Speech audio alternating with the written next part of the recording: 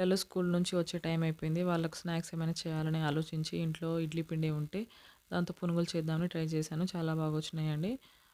Tasty and క్రిస్పీగా ఉంటాయి. ఇప్పుడు ఎలా చేయాలో చూద్దాము. ఫస్ట్‌గా అయితే ఇడ్లీ పిండిలోకి ఒక 3-4 స్పూన్స్ వరకు మైదా పిండి వేసుకోవాలి.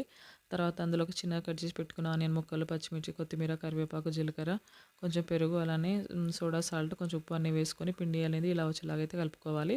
ఇప్పుడు టైం ఉంటే ఒక 2, 3 అవర్స్ నానబెట్టుకోండి. అలా మనం ఎంత ఎక్కువసేపు నానబెట్టుకుంటే అంత బాగా పులిసి పునుగులనేవి చాలా బాగా వస్తాయి.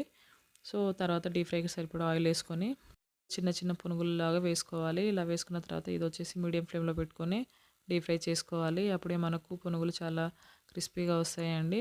సో, ఇలా వేసుకున్న తర్వాత ఇప్పుడు నెక్స్ట్ మిగతాది కూడా సేమ్ అదే ప్రాసెస్‌లో చేసుకోవాలి. సో, ఎంతో టేస్టీ పునుగులైతే రెడీ అయిపోతాయి. పిల్లలైతే చాలా ఇష్టంగా తింటారు.